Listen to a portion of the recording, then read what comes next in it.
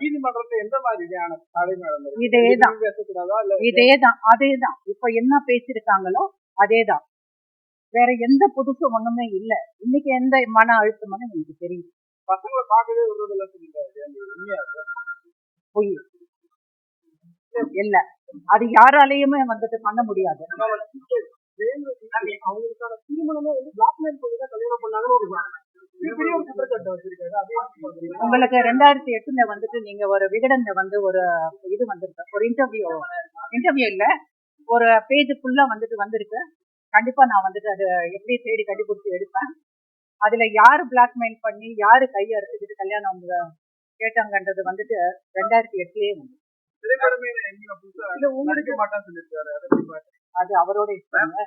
இத்தனை வருஷமா வந்துட்டு இல்லாத ஒரு முடிவு எடுத்திருக்காங்கன்னா அது வந்துட்டு எங்களுக்கு சம்மந்தப்பட்டது இல்லை.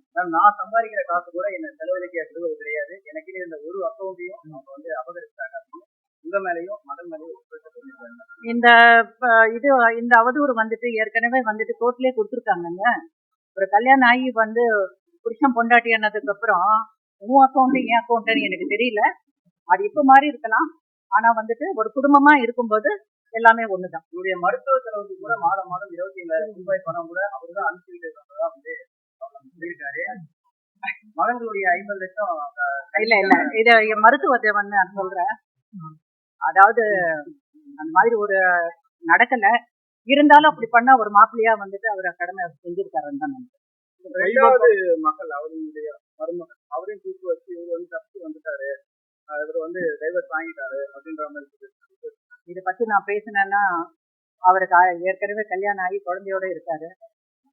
இன்னொரு பொண்ணு வாழ்க்கையை நான் வந்துட்டு இது பண்ணதா இல்லை.